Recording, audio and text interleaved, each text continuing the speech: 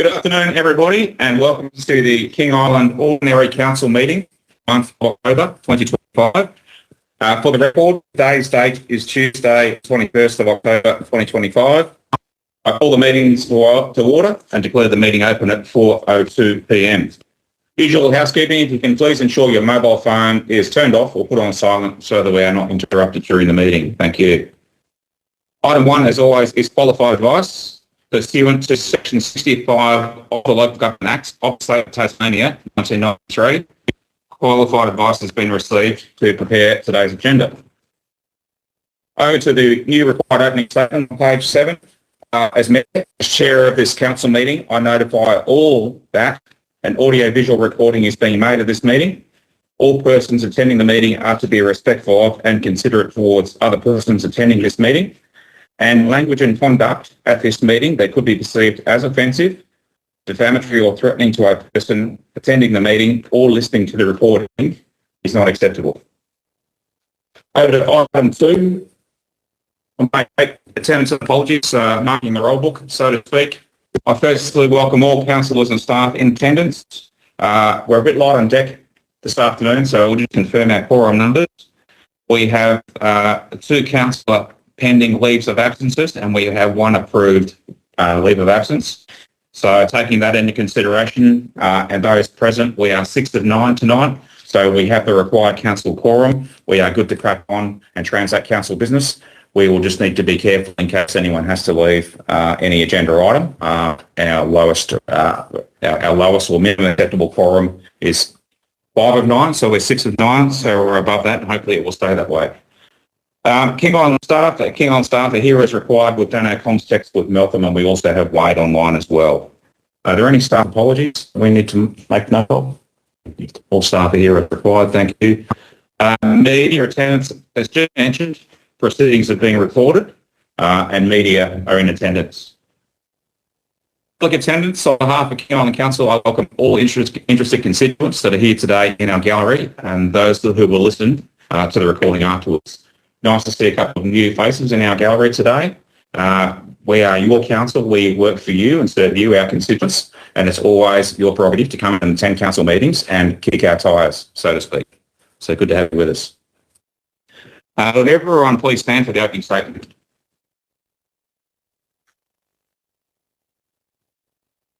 Councillors, to begin this meeting, I ask you to stand in silence to pray or reflect on our responsibilities to the people of King Island. We begin today by acknowledging the traditional custodians of the land on which we meet today, and we pay our respects to their elders, past and present. We extend that respect to Aboriginal and Torres Strait Islander peoples here today. Thank you. Please resume your seats. Item 3, presentations. There are nil tonight. Item 4, contributions to the community. There are nil this month and for the agenda tonight. Item 5 is public questions. In accordance with what is deemed an acceptable question below, if a constituent in our gallery wishes to ask a question or questions without notice of the council, I will allow a minimum of 15 minutes public question time. Does any member of our gallery tonight wish to ask council a question or questions without notice? No? Okay. We'll move on to item 6, declarations of interest. Are there any for the ordinary agenda? Councillor Rowan Cook. Yes, Mr. Mayor. The community assistance grants? Yes. Yep. 4.3? Yep. Okay, thank you. Any other conflicts of interest for tonight? Thanks, Councillor Rowan. All right, we'll move on. Item 7, questions without notice by a councillor. Does any councillor have a question or questions without notice? Okay, no questions? All right, thank you. We'll move on to item 8. This is the motion. There are nil for this month. So straight on to item 9, confirmation of the previous minutes. Our last ordinary council meeting was about a month ago, held on Tuesday the 16th of September. Those minutes have been distributed to all, made available. If councillors are satisfied, would somebody like to move receipt of those minutes? Councillor Gill, we have moved. Do I have a seconder? Councillor Layla has seconded. All those in favour to receive it? Sorry, Councillor Good. Page 40, last month's minutes. There was no mover or seconder listed. Just say that again, Councillor. On page 40, there were no names of people who moved or seconded that particular thing. I can't remember what it was. All right, thank you, Councillor Oracle. Well spotted. We will note that and we will fix that in the record. That's a good pickup. Any other issues with the previous minutes? So just confirming, Councillor Healy has moved, Councillor Laidler has seconded. We'll now go and vote on receipt of the minutes. All those in favour? Carried unanimously. Right, over to item 6 on the minutes diary for September. Indeed, I am the responsible council officer for putting forward my diary, which I've done. I don't really specifically have anything to head off or plug or mention in particular this month, but I'll just give a tribute to on the 29th of September last month, Abby Lewis, originally from New Zealand, became a great citizen in this room. It was a very nice occasion attended by council staff and a few others. And there was a nice photo of Abby and her family in the newspaper that followed in the weeks after. So I think that was probably almost the highlight of my month last month. And citizenship ceremonies are certainly a great celebration for all of us, especially if they're and committed to the King Island community and Australia as a whole, which they are. So I have nothing further to add, but somebody like to move receipt of my diary. Councillor Oracle has moved. I'll have a seconder. Councillor Healy has seconded. Any discussions or questions related to any other part of my diary for last month? It wasn't,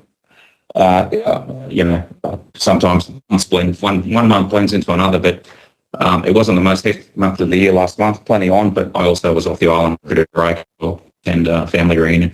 Councillor Oracle.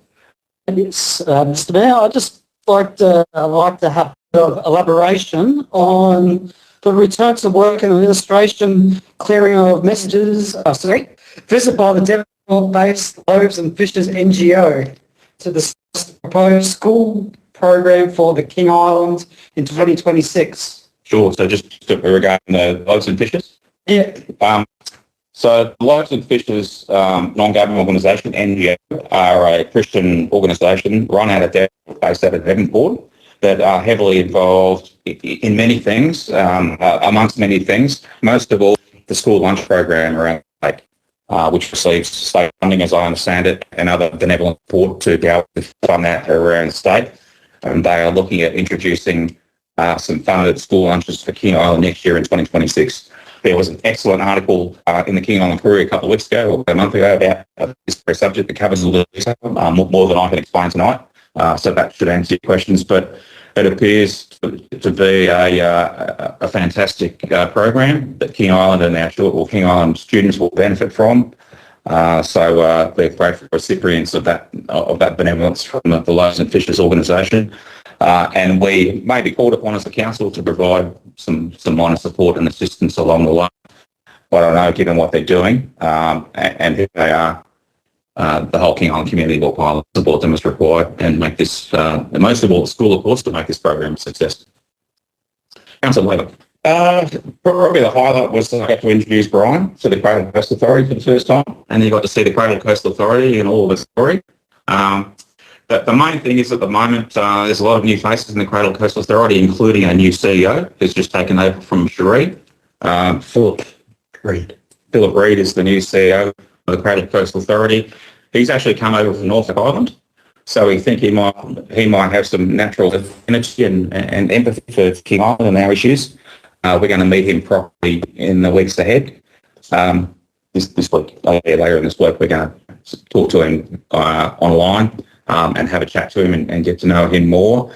Other than that, Bernie has returned now, back as a full-blown paid-up member of the Cradle Coast Authority, which is excellent because Cradle Coast Authority has always been a strong alliance of 9 councils, including when Bernie left for 5 years.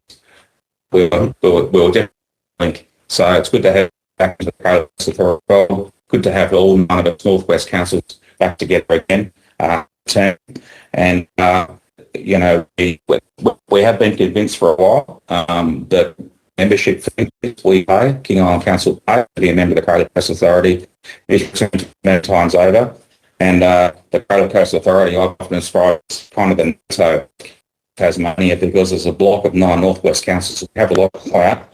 And when we work together, we get to know each other intimately and develop relationships, direct working relationships with our fellow councillors that we otherwise wouldn't if we didn't have this alliance as the vehicle for that. So certainly from my perspective, that's the main beneficiary. But Councillor Laidlaw, to answer your questions, they're the main takeaways from the quarterly meeting last time around. Yeah, there's the Cradle Coast Authority did send out a survey about 6 months ago and asked all of us members, in honest, robust terms, what we did and didn't like about the Cradle Coast Authority. We gave some good, robust, constructive feedback for that. They've taken those on board. They're doing an internal review, which they're finalising at the moment, and then they're going to recognise to us appropriate internal reshuffle, internal restructure, and refocusing of their organisational priorities to represent the 9 councils. And so, that when we receive that substantive draft and the revised letter of expectation that we will sign off with the Cradle Coast Authority, when we receive those latest drafts, we'll bring them to a future workshop and we can have a good look at those and make sure we're happy with our relationship with the Cradle Coast Authority moving forward and our alliance with the other councils involved in the Cradle Coast Authority. Any other questions? Right, been moved and seconded. All those in favour? Carried unanimously.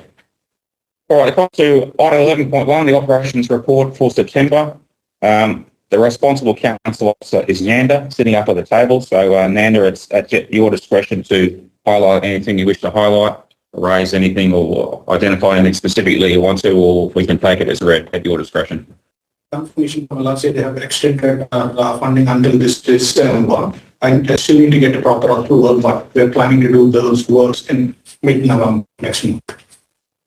That's the update I want to give. Other than Sorry. Thank you, Nanda. Before we discuss or talk about this anymore, can I have a mover second for this item, please? Councillor Ira Cook has moved and Councillor Laidlaw seconded. Thank you. Councillor Cook, your call first if you'd like to raise any questions or discussion for us. Yeah, I just want to ask Nanda if we could tell us where we're at with the drill and blast, the one trial blast for Riccara Quarry, if we're getting anywhere near it. at this stage, we are in touch, still in touch with G6 contractors who are working for G6 Mine. I'm going to come here next week to visit quarry and view the families on the side of the direction.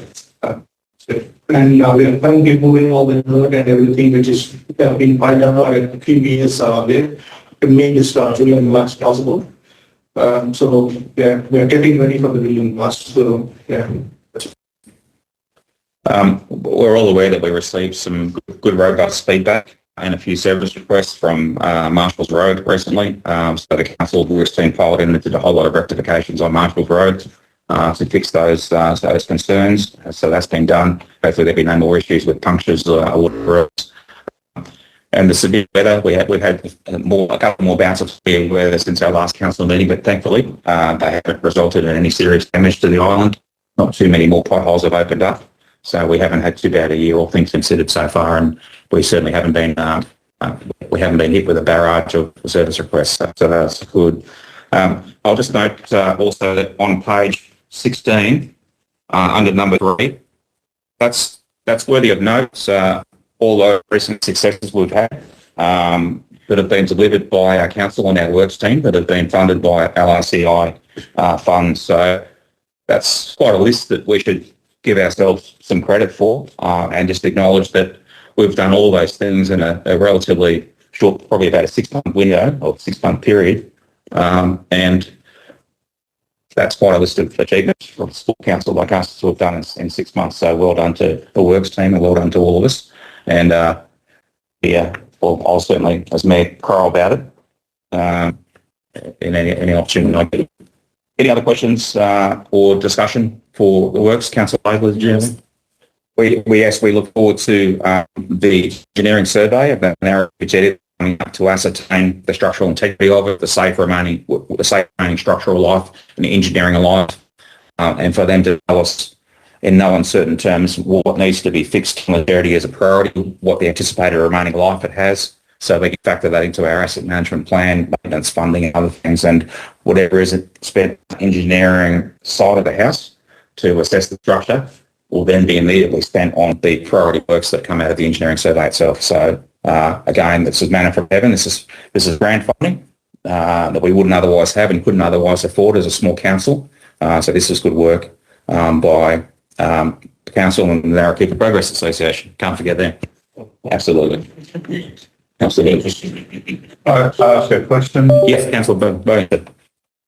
I know that you've managed to install playground style for surfacing in parts, and as I understand from casual conversation, some of it look a little on the expensive side, and you were, at the time I asked you were sort of working on perhaps council being able to cut costs by doing some of it yourselves in the future. Is that making progress at all? Do you think there are any cost savings? So the overall, a lot of our playgrounds are not compliant as they should be. They are only soft wall. And when we asked the record, the soft wall per square meter was too expensive and we won't be able to do the overall playground. And we won't funding able to do such an extent of job. So we have observed what exactly they have done. In addition to the materials and the machinery they used to do the soft wall, it didn't seem expensive at all. I think if we're going to prepare a plan and buy all the equipment and all the product by ourselves, we will be able to do it for a cheaper cost. And we have all the plan for it, but we still need someone, a contractor's help to at least just to start it, but we still have to look at the funding, the picture. It still is going to cost at least $500,000 for to bring everything to spec. We have a funding for that project as well. Can I clarify, that's the rubberised soft wall you're talking about? So is that the only option that we can have? There is one of the best options, and the other thing is sand. That is the soft wall kind of sand, but considering the wind here, it is going to help us. There is tile extract, which is an alternative to the normal soft wall which we use in the market.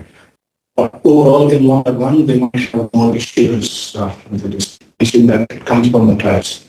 Thanks, Tanner. Yeah, I mean, the rubber soft wall is, yes, it's expensive, but for durability and for equipment, it seems to be very effective. And as we've seen, when there's sand there, you're right, the sand can get blown away, but sometimes dogs and cats will think it's a giant litter bin as well and do their business there. That's an old chestnut, that one. And otherwise, I guess sawdust and other things have been used in the past as well. Biodegrade over time, they can blow away and they can be considered kitty litter trays as well. So all those reasons, soft wall seems to be the way ahead, and we'll continue to roll out more soft wall to more kids' playgrounds around the island, commensurate with what we can afford. Any other questions or discussion related to this report? Just confirming it's been moved by Councillor Cook, it's been seconded by Councillor Laidler. I'll go to a vote now on this motion. All those in favour? Carried unanimously. Over the page, item 12.1, the financial report for the month of September. The responsible officer is Malcolm. Malcolm, sir, on screen, you can unmute yourself. A chance for you to cover off on any highlights, specifically mention or highlight anything, and we'll take it as read, so your call. Thank you, Mr Mayor. Good afternoon, councillors. Yeah, just some high-level commentary. Incomes from a little above, both income and expense for the month is above budget. Main source of income, obviously, apart from the rate revenue, that has been the insurance claim proceeds for the depot works or the depot shed works, but it's an insurance claim. Expenditure is a little above budget in a couple of areas. I think that's just a seasonal issue.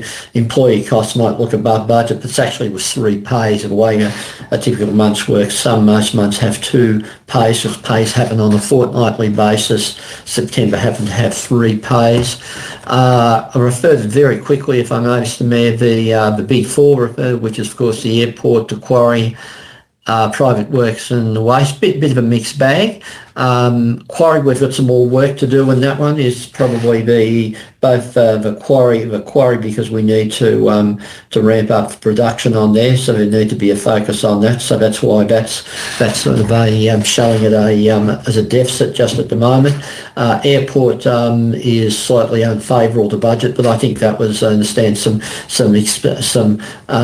expenditure was probably trying to participate when that expenditure happened, but I expect overall that would be back on track to budget. So even though for this report the airport looks unfavourable by about 30,000, Macquarie by about 70, that's actually offset by favourable variances on the other two. So the private works, and both the private works and the waste are actually better than budget. Private works, even though income is down, the expenditure is down even more. So that's actually showing a favourable position, 37,000. I'm talking the year to date, and waste, as we know, is a challenge because, of course, ratepayers are still subsidising the waste operations, but that fortunately is showing mainly because of lower than expected expenditure. Is actually showing a favourable variance. But overall, those, if you like, big four, as we refer to, tend to offset each other and probably break even when you add the whole four together.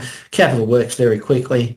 There is three items. Capital works, works at Main Street's CBD. Last sum of the payments coming through the VLC for the hub with the carry forward we had for the hub, we had nearly 890,000 to be spent remaining. That was remaining of the $5.3 million construction cost over the last approximately 3 years, and that's about $50,000 remaining at the end of September. And of course the works, you'll see there, 200,000 year to date, $236,000 on the insurance claim for the shed we've allowed. We've put in there 331 as our amended budget, so those are the three items. Oh, we also had the acquisition of the detachable water tank, so that was a strategic provision to provide medium and long-term saving by the acquisition of that water tank. We've added into the amended budget. You'll see there has come through this month for $45,000. Key items. Thanks, Mr. Mayor. Thank you, Malcolm. All right, before we commence discussion and or questions, can I have a mover for this agenda item first, please? Councillor Healy has moved. Thank you. A seconder. Councillor Ira Cook has seconded. Thanks very much. As Mayor, I want to start off with a couple of discussions points tonight just for consideration, and that might encourage some other questions or discussion points. So just to start off, to contribute to our discussion, the financial report for this month really highlights the economic headwinds and the other financial challenges we currently face as a small, isolated country council. All the more reasons why we have to maintain our discipline on poor council business and services and avoid at our peril taking on any additional unfunded liabilities.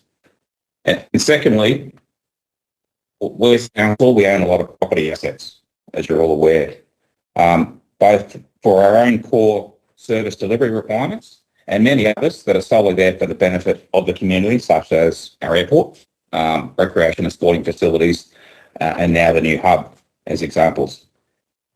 Many council community facilities currently sit unused much of the time, not earning an income, and therefore, as a minimum, are not even achieving cost recovery to offset annual maintenance and depreciation.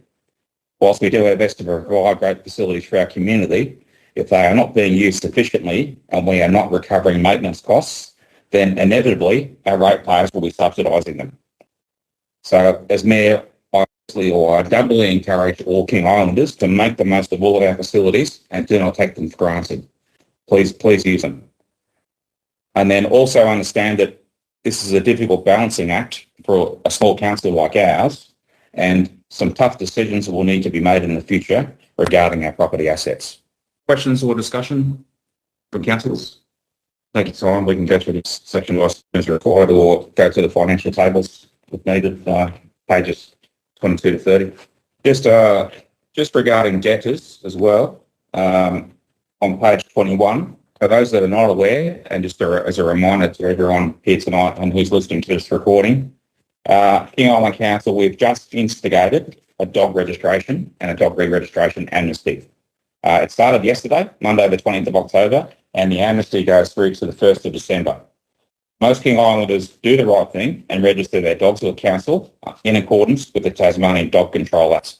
However, there's been a spate of recent dog incidents where the dogs were either completely unregistered or had their registration had expired for a few years previously.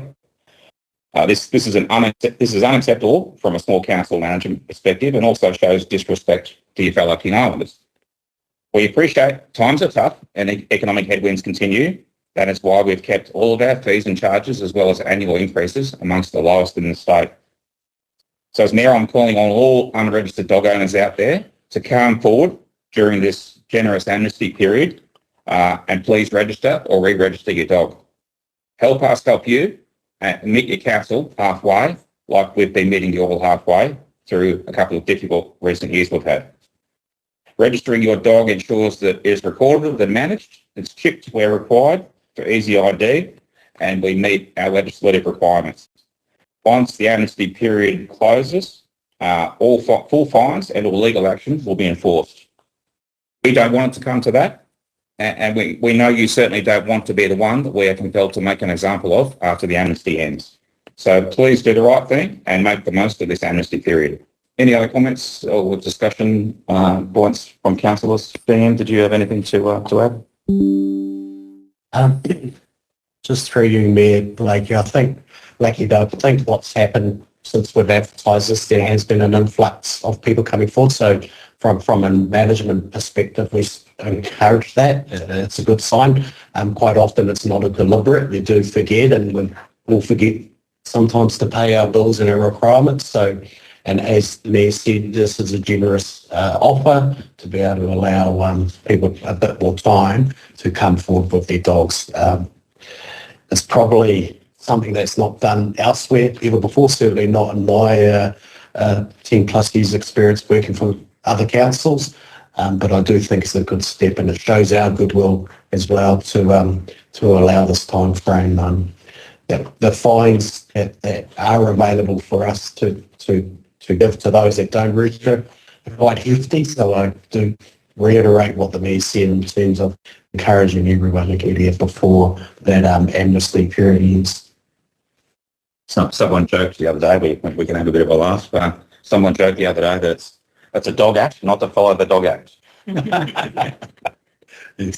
So please register your dogs if you haven't already. Do the right thing by us. It doesn't cost much at all, but as I said, it helps us help you. Right, any other questions or discussion points? It's been confirming it's been moved by Councillor Healy and seconded by Councillor Ira Cook. There's no further questions or discussions. We'll go to a vote to receive the financial report. All those in favour? Carried unanimously. Over to page 31. Right, item 13.1, the airport report, also the responsible officer is, of course, the airport manager, Chris Newton. So, Chris, at your discretion to highlight anything you'd like to, or take it as read. Thanks, Mayor.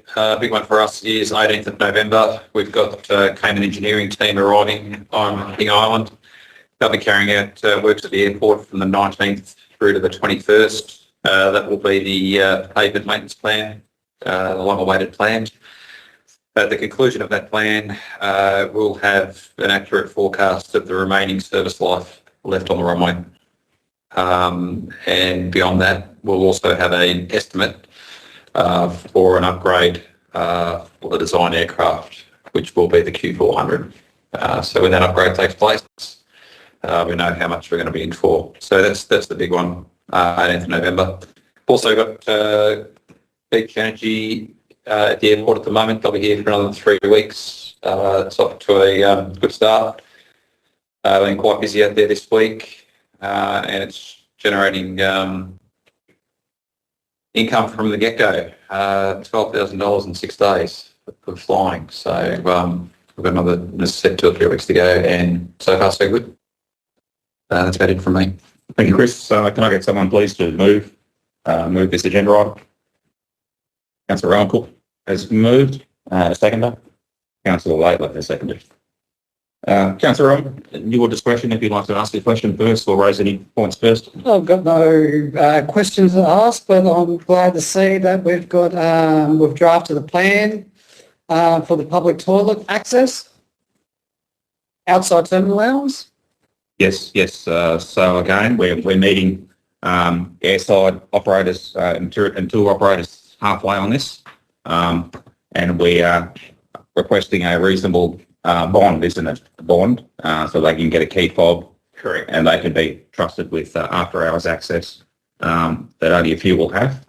But we think that's a very fair arrangement under the current circumstances. And then down the track, we'll see if we can't try and garner funding, etc., to build an airside toilet block and or improve our facilities airside and long term. Yeah, for sure. Absolutely. Councillor Oracle. 59 SMS reports. What is an SMS report? That's a safety management system. That's what SMS stands for. And basically any outstanding reports or anything that the AROs see on their daily inspections or their weekly inspections gets noted. And going back from our data, we've got 5 open at this stage. Out of the 59, so most of them have been closed, but we encourage the more reports you do, the better. It just basically highlights we've got a healthy reporting culture. So SMS is basically safety management system, and yeah, pretty much it's standard across the industry. I'll just note that the Australian Financial Review and the Sydney Morning Herald and ABC and a few others are running news articles today that Rex Airlines, it appears Rex Airlines is now to be sold to a US company. So if that is correct, we'll soon anticipate what should be a final creditors meeting that we'll be invited to because we're a creditor of Rex along with many, many others. And hopefully we'll have a part in voting for that as a creditor. If that, assuming that's put up and that goes ahead. So it's probably news, and that will take it away from or out of its administration, and then it also won't be nationalised by the federal government. We know there were concerns and issues with that as well. So hopefully this is the solution we're looking for on this front, and we can move forward. And when the new owners properly take control and charge of Rex, we can reset the relationship with them and then start building with them. Unlike we were able to do with the previous Rex management leadership. So hopefully that works out that way, and we'll watch with interest and keep you informed as things progress. Any other questions or discussion from councillors regarding the airport report? Just confirm it's been moved by Councillor Rowan Cook and seconded by Councillor Layla. So we'll now go to a vote to receive the airport services report. All those in favour? Carried unanimously. Oh yes, okay. Yeah, thanks. So Chris and Nanda can go as well if Nanda's not required. Thanks, Chris. Thanks, Nanda. Yeah. Got situation ongoing. All right, so I'll move on to item 14.1, council workshops held recently. The only recent council workshop was our monthly start of October workshop on pending council business that's described on the list there. General Manager, anything else from you regarding this recent workshop? All of us, or most of us were present. All right, nothing else. Would somebody like to move that the council workshop be received and noted? Councillor Ira Cook has moved. We'll have a seconder. Councillor Bowden has seconded. Well done, Councillor Bowden. So moved and seconded. All those in favour? Carried unanimously. Over the page. Item 14.2 is the information report for September. A few moving parts to this. The responsible officer is the GM, so GM at your discretion to highlight anything you want to start off with. Nothing there. Yeah. All right, we'll go for a mover then for this item. Councillor Rowan Cook has moved. Councillor Ira Cook has seconded. Councillor Ira Cook has seconded.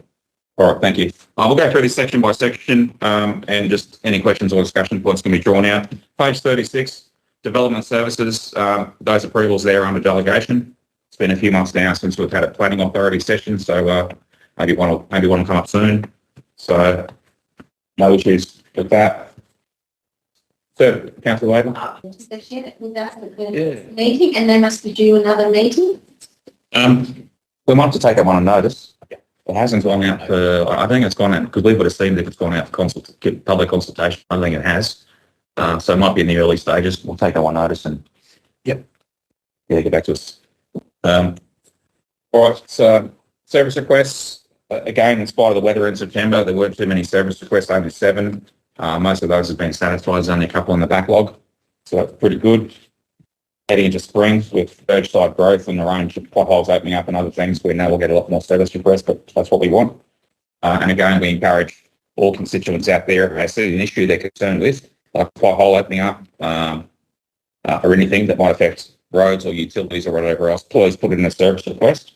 That'll guarantee that the council actions it as quickly as possible, and it's tracked then for that issue to be resolved either immediately or as quickly as council is able. So once it exists as a service request, it really has to be satisfied or resolved one way or another. So I encourage all King Islanders out there to keep that in mind, and if they've got a really particular issue they're concerned about, like Marshall's Road, put in service requests to make sure that we expedite the works that they request us to do.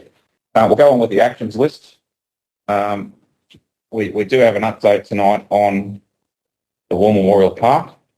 So, General Manager, through you, yes, if you'd like to quickly update us on that. It's probably more good news for the month. We'll take it. Yeah, my good news for the day, that's for sure. So, as you know, this has been going on for a very long time. We're not quite there yet, but what I can let the councillors know and the community is that I have received an electronic copy of an executed transfer deed to have the property transferred into council's ownership. So there's still a few more things we have to do, and I still need to get the big fat hard copies of it, but I have seen with my own eyes an electronic copy of it signed on delegation from the Crown. So we have agreed with the Crown that it's going to belong to council. So that is, been a long time coming. And just by way of background for those in the gallery and those that are listening to the recording, this has been a long ongoing saga. We really need that land or that area, Memorial Park, adjacent to the skate rink down the bottom here, and the RSL Club and the police station, etc.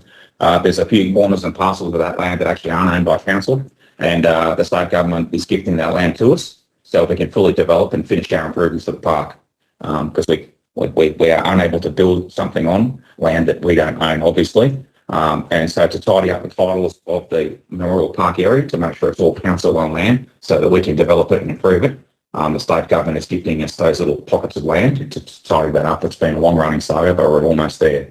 So that's the background to that. Any more questions relating to the actions list? Councillor Healy? But just popping back to the service requests, I've received some worried constituents indicating that roadside spraying is quite happening again, and that there's concern about distance from waterways, where people are protecting their own verges. Do we have a consistent approach to roadside spraying? Yeah, through GM too, Jess. Yeah, so I can answer that. I have also spoken to a couple of people and encouraged them to write to council if they're concerned. This is something that this program's now been going for 2.5 years, I think.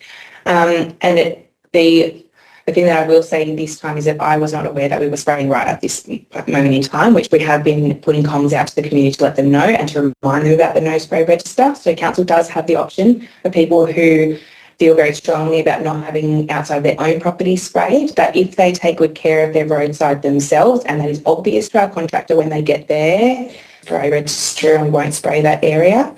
When it comes to environmental concerns, they're things that are addressed operationally, but if people have specific concerns, they can still write to us and raise those, and we can address them and have another look at these things. I do need to check with the works team, but we had been trialling using the organic spray in town areas, so I would have to check with them whether that's still happening. The roadside spraying program, we've kind of got, I guess, a bit of a two-pronged effort there. So one is to maintain the verges, and yes, it's a bit brown and ugly when it's been sprayed, but it's actually made a massive difference to our road maintenance. It keeps the water off the road, and keeping the water off the road stops the undermining of the surface of the road. So it's actually been quite successful, according to the team, and they're the experts. The other thing we do is we've had some weed spraying. So weed spraying is separate to that again, and that's something that's done by a different contractor most of the time, and is to target specific weeds. So we do have quite a consistent approach, and we also do have the ability for people to specify if they have a strong feeling about a particular piece of land, especially if they own it. And yeah, taking into account all of those other things. So people can still write to us and ask me on that. I guess that what qualifier there is that because everyone is required to maintain their nature strips, if our contractor was to get to your property, obviously, again, that comes down to making sure that we've put the comms out in time so people know what's coming.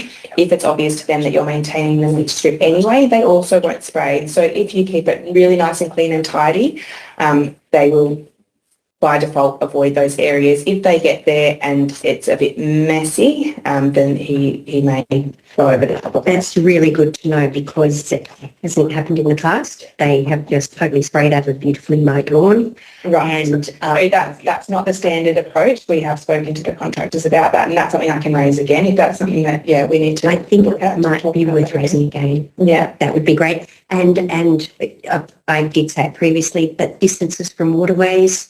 I presume there's a legislation. So there's criteria that need to be met for the spraying, and the contractor that we use is a licensed certified sprayer. So I know there's things about wind, like it has to be and how high it can be and all those kinds of things. So I'm not the expert, but I understand that the person that that we would employ to do that would do know those things. And again, I mean, this is what I've been advised in terms of when you are maintaining it. I guess the difficulty there is that councils are authorised, and in some cases, as in State Growth, ask us to do it. So we're authorised to spray anyone's nature strip. So if he doesn't stop the spray at one side of a beautifully mowed nature strip, it's unfortunate, but it's not, it's allowable. So we can ask. And we can definitely raise that. So essentially, if people would prefer it not to be, get in touch with you. Get in touch. Yeah, it's a good idea to get in touch, and we're still working through, I guess, the exact mechanism to make it easier on the contractor to know where those areas are, rather than having to kind of. So we're having talking about that a bit as well. So still fine tuning to be done, but like I said, the program's been going for quite a while now. We do have these things in place to try and help, I guess, the people that don't want that. Yeah, look, it was only a couple of years ago we had maybe that same group of concerned constituents or maybe a few others that submitted a petition to us about the spraying. They were concerned about the spraying. A lot of landowners didn't want weed killer or glyphosates or Roundups, whatever else, sprayed on the front of their properties or near their properties, and we respect that and understood that. So at the time we evaluated what we were doing and came up with constraints that we thought would mitigate that. And people who didn't want the front of their verges sprayed at all came forward and we avoided those areas and it was coordinated quite well. The challenge for us as the council is that most roadside verges around the island are owned by us, the council property. And as we know, in spring, especially after the rainfall we've had, the weeds and the roadside grass and everything goes nuts. And starts to encroach the road, reduces visibility, hides roadkill that jump out right in front of you. You can't stop all that sort of thing. So at the time we were able to find the balance, and hopefully this time around we'll achieve the same balance, because if we head off 100 service requests because of overgrown verges from the spraying campaign, we improve road safety, where there's not as much roadkill and better visibility, where critters don't jump out in front of you at the last minute because they've got nowhere to hide, because the roadside verges are cleared and dead. But improves roadside drainage and other things.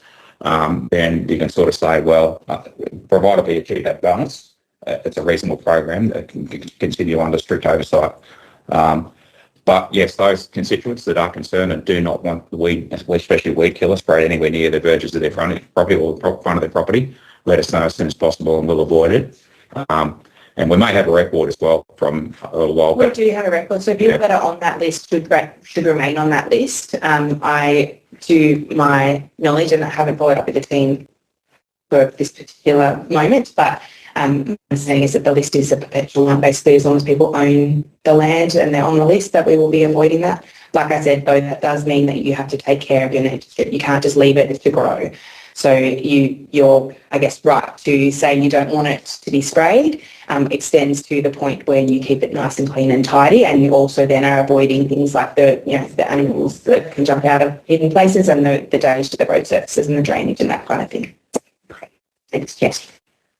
Jim, did you have anything else to add? Thank Mr. Bear. No, I think just cover it all off. Just apologies, councillor. You did email us, and I was supposed to get back to you with some of the answers around that.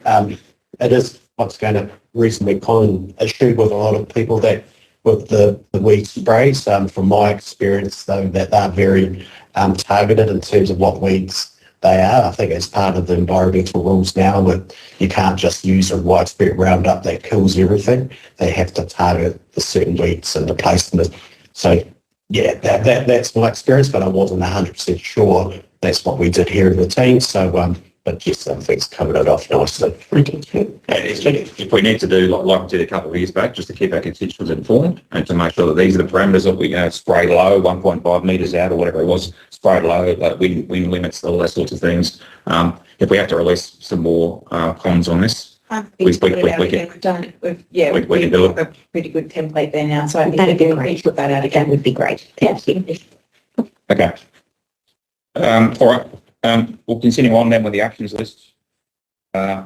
Just to update you as well on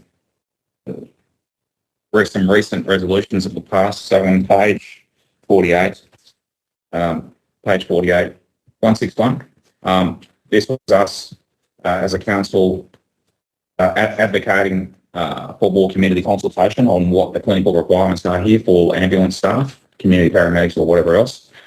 So there's been a bit of progress on that front. I received a message from the Director of Operations of Northwest Ambulance Tasmania, and I'll read it to you now. It says, "Good afternoon, Mayor. Thank you for your email and for advocating for council involvement in the consultation process for development and implementation of the community paramedic role on King Island. We are currently in the internal development phase of this model of care. Community and healthcare group consultation is a key part of our rollout plan for these positions, including on King Island. While we don't yet have a confirmed timeframe for starting this process on King Island, please be assured that we will reach out to you and the council once the consultation phase begins. If you have any more queries or questions about the community paramedic model or any other matters related to Ambulance Tasmania, please don't hesitate to contact us." So we'll trust that when they launch their consultation program, we'll be involved and invited.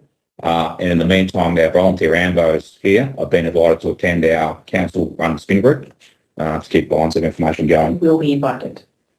They're not being invited anyway. Oh, yeah. Yes. So they attend our spin group, and of course they also attend our Municipal Emergency Management Committee meeting, not only the local level, volunteer AMBO, but also the state chain of command attend those as well. And as mentioned, the development application for the new ambulance station has been received by council, but we can't really comment on that until that is dealt with by council. We're waiting on a few information issues or a few additional information requirements to be closed off. For that, should progress. So we'll talk more on that when we can. Any other questions or discussion points related? It's probably just Councillor Hill. page, on page 49, our next council meeting will be at the Hub, and we wholeheartedly invite the community members to attend. Yes, absolutely. So our November meeting has been moved back a week to deconflict with a few things that are going on. It'll be Tuesday the 25th of November. We're going to be holding it at the Hub to promote the Hub and kind of christen it for a council meeting to have been running there, and also to encourage a bigger gallery of King Island constituents to attend and watch and observe the council meeting in a more conducive environment. So we'll be promoting that and reminding everyone of that closer to the time frame. And no, thanks, Dan. Thanks for the reminder on that. That's it. Any other questions or discussion points? Right, just confirming. This item's been moved by Councillor Rowan Cook and seconded by Councillor Ira Cook. We'll go to the vote now. All those in favour to receive the report? Carried unanimously. Over the page to item 14.3, community assistance grants. Councillor Rowan, if you step out, we'll just note that Councillor Rowan has stepped out for this agenda item, so we are 5-9, so we're at our minimum quorum numbers now. As long as no more of us fall off the virtual leave, we're good to go. All right, our responsible officer is Leah. This was covered the workshop recently. Leah, did you have anything to add? Just, I guess, to point out that the Phoenix House application, that's in kind work that the Works team will do, and the King Island Club, that was for, that's the speaker equipment, yeah, that will be used by other users of that facility. All right, thank you. Can I have a mover and a seconder, please? Councillor Irisbrook has moved. A seconder? Councillor Leyland has seconded. Yes, just to confirm, the Phoenix House is in kind. We actually built their car park back in the day and sealed their car park. So I guess we're kind of years later finishing the job for them, doing that work in kind. And the audiovisual system for the King Island Club, last year we procured a similar audiovisual system for the golf club, so they can host functions and events and whatever else there. So we're fair across the board, and we hope it will help assist the club to get more events and functions, parties or whatever else there, because we know that like many clubs and organisations on King Island have been struggling a bit recently, so hopefully this will help them improve their business and get more people and more events through. Councillor Hill? Yes, just for the benefit of the recording, the Phoenix House is line marking on the pavement that will make that car park far more aesthetic and useful. So, well done. Especially on Wednesdays when the place is chockers with the community garden and the men's shed and Phoenix House doing their activities. It's usually chockers on a Wednesday. All right, so they moved and seconded. All those in favour? Carry it unanimously. Go on back. Over to page 69. On page 69, wrong. We're on to 14.4. The two new policies, recently workshops. GM is a responsible officer. So GM, first to you. Thank you, Mayor. Just, you may recall, we actually workshopped 3 policies, but we are just waiting for some feedback to come through from Landcare relating to the environmental policy and policy statement. And as there's no rush for this policy, we've provided a bit extra time, so maybe that one will come back at the next council meeting once we've got some feedback. There was some feedback relating to the AI policy, so that's been updated within this final version. Councillor Rowan's points around the other bit of software, that will be a change, not straight to the policy, but the reg, so that goes with the policy as well. And as we said before, the AI policy is a live document and things will change quickly over time, so especially that register, we can update that and add new sort of approved software or approved platforms as we go. And any other changes to the policy probably should we need to make, we'll have to bring back here before we make any substantial changes. But the AI world is moving rapidly. That's all from me. Thanks, Neil. Thanks, GM. Right, can we have a mover? Councillor Laley has moved and a seconder. Councillor Healy has seconded. Thank you, Councillor Laley. You can speak first to it, Councillor Laley, if you'd like to. Yes. Yes, the policy on policies is kind of like irony of ironies, isn't it? Or register of registers, as we've seen that before as well. But yeah, look, just on the AI policy, it's an all-new policy for council. Clearly, it's emerging and evolving technology. So on AI, as Mayor, I just want to make a couple of points. Firstly, that we consider AI a developing business tool that with responsible oversight that this policy will initially establish, it appears to have exciting potential for the future. At the moment, we see it giving new efficiencies in legislative research, records management, meeting transcriptions, and other administrative functions. I hasten to add that no approvals, permits or decisions will be made by AI on council's behalf. I'll say that again. No approvals, permits or decisions will be made by AI on council's behalf. It's only there to inform our decision making, as it should be. More importantly, we are certainly not looking to sack anyone down the track and replace them with AI, like quite a few corporate giants at the moment appear to be doing, and receiving huge backlash as a result. Our people remain our most important asset, and use of the right technological tools should strive to make us a more efficient council. Any other questions or discussion points from councillors? All right, just confirm we've moved. Councillor Labour moved it. Excellent. Councillor Healy has seconded. We'll now get a vote to see those two policies. All those in favour? Carry it unanimously. Across page 86, Right, item 14.5. Our draft submission to send to the Office of Local Government and the responsible Minister, Minister Vincent, our response on the proposed state government reforms to council numbers and allowances. GM, you're the responsible officer. Do you want to say anything before we kick off? Nothing to add. Thank you, Mayor. Thank you. Can we have this moved and seconded? Councillor Layla has moved. Thank you. A seconder. Councillor Rowan Cook has seconded. Councillor Layla moved. Councillor Rowan Cook seconded. Councillor Layla, expression to talk first. Probably the only thing that I'd like to emphasise, it's not in here about reducing numbers, is the amount of work that council has actually put into this council is quite significant. Well, I think 7 is fine. I think 5 will be stretching everyone's limits. And just the fact of having active engagement from is so important, and to represent your community. And we do have a lot of, as today, short on numbers, getting to the point where we might just have 3 people making decisions seems to be just not in the best interest of humanity. So thank you for all the work. Thanks, Councillor Layla. Yeah, bang on. We're a 118-year-old council. We're one of the oldest in Tasmania. We've always only been our own council. We've never been a part of any bigger council, or we've never been split from any previous council. So given our history, our hard-fought history, we've got a good feel for where we need to be and how we need to equip ourselves and staff ourselves for the future. Given we're a small borough, we are the 3rd smallest council in Tasmania. 9 councillors is probably, as we've agreed, a couple too many. We can live with 7 councillors, and if we reduce from 9 to 7, those 7 councillors will be paid more for the time and their commitment required, which is important. Also to attract people to run in the first place is important.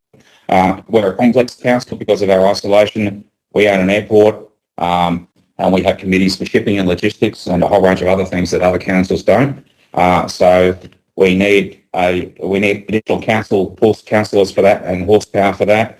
We need diversity representation. We need redundancy. And as we've seen, when councillors need to travel off King Island for carer requirements or for medicals or for holidays or whatever else, we need additional redundancy and backup. So our response will be that we think our sweet spot for the future is 7 elected councillors, including a mayor and a deputy mayor. The 5 that was suggested to us as part of the proposals was manifestly inadequate for us, given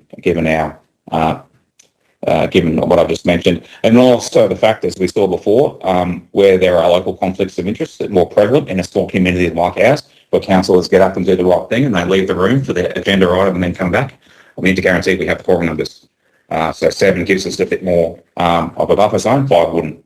We would probably wouldn't get half of council business transacted if we only had 5 councillors here and we had councillors away and local conflict of interest or whatever else. We could really run into trouble. So that's the centre of our submission back to the state government. And if you increase councillor allowances like directors' fees and other things, just secondary forms of income. Currently, it's untaxed gross secondary income. So at the end of the financial year, the tax department comes looking for us big time. So it's probably time that they incorporate a pay-as-you-go tax or an increase in allowances to make sure that councillors aren't caught out. But one of the consensus last night from the councillor information session with the Office of Local Government is that everyone seemed to it was argued around, and then everyone seemed to agree in the end that superannuation contributions for individual councillors should remain voluntary, because you have some councillors that are in their career prime, earning big salaries and good salaries, that will want their councillor allowances to pay in for super as well. And there are other councillors at the other end of the spectrum that are retirees that are taking their superannuation, and they don't want to pay in more superannuation, and they want to take their allowances and run, so to speak. So in order to cover the huge span of where elected councillors are at, just make it a voluntary super contribution, but otherwise incorporate more traditional payroll method, maybe paid monthly, pay-as-you-go tax and that kind of thing. Well, it's already paid monthly, but maybe fortnightly or whatever else. And so that's where we're going with that. And we have to have our submission in early November. So we'll have that in.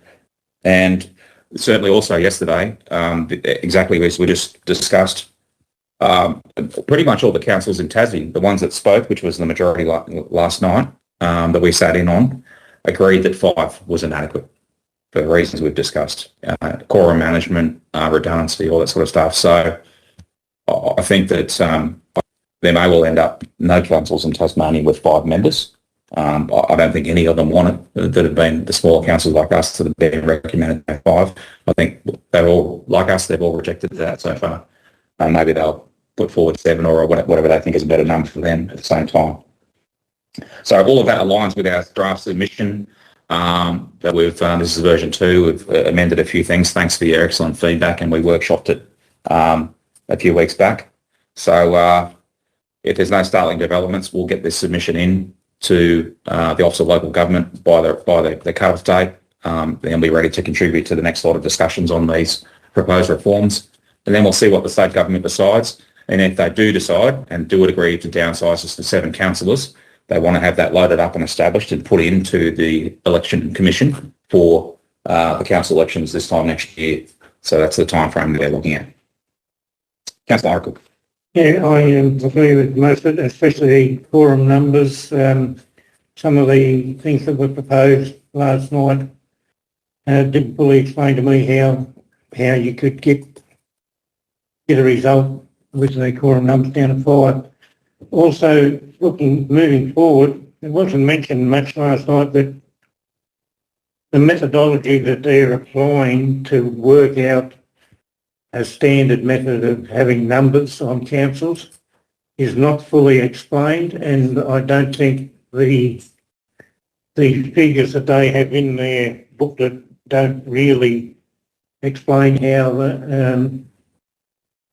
what if someone doesn't get 17 primary votes or something, how does that affect what good that person is, or it's just too, it doesn't explain anything, and I think it needs more information from them on how going forward it tends to make it any better. Yeah, thanks, Councillor Cook. Yeah, we'll keep you all informed. This is going to play out for probably the next 6 months. Keep you informed. I think the LGAT conference, end of November, is going to be a bit of a firecracker this year. There's lots of, juggling lots of chainsaws this year. So I think it'll be interesting for those that attend. It's my General Manager, myself, and Councillor Layla. We'll certainly represent our end there as required. But yeah, this is going to play out over the next 6 months. And you're right, this discussion paper, some of the numbers in there are quite creative regarding a whole range of things, but also it presupposes that demographically we're just going to accept staying as we are, the same. Clearly we have ambitions to develop King Island, to grow, increase our population and other things. So basically this is low expectations if we continue steady decline or stagnation, whereas we're trying to do everything at the moment we can to grow our population and develop. And so the statistical analysis is kind of lowballed us in that respect. Councillor Rowan. I just want to reiterate on Councillor Ira Cook. Yeah, I too believe that the rubric was a little bit inadequately explained, and also reiterating, the quorum concerns. 5 just isn't enough. I think this idea of standardising councils across, all of Tasmania is a very blanket sort of, law idea methodology that they want to put through. It hasn't really been properly explained or thought out to my knowledge. I just want to go back to the tax.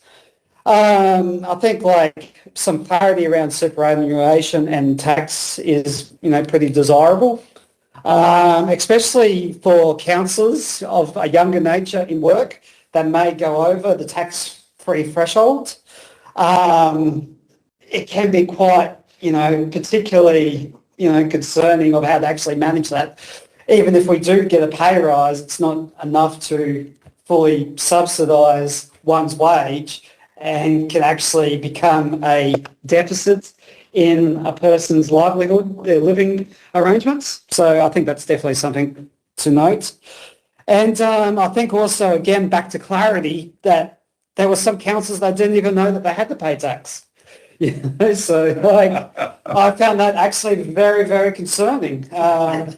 You know, so I'm just going to put it out there. Yeah,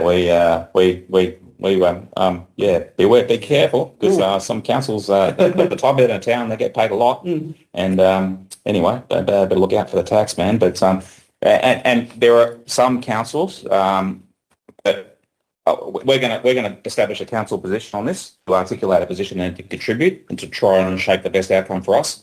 But clearly, there are some councils in Tasmania that are divided over this. And they're not going to be able to, such as their disagreement internally, that they're not going to establish a council position on where they want to go with this.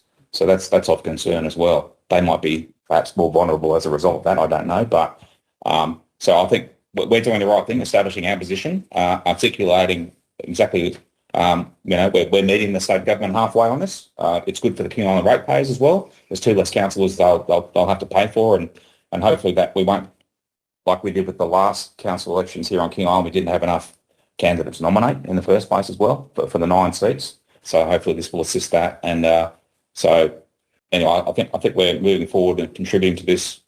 And we're meeting the state government halfway on this. We're doing the right thing by our constituents, but we know the nature of our business and we know the nature of the decisions that we have to make as a council and the redundancy and backup that we need to do that. So I think we're in a good position for that.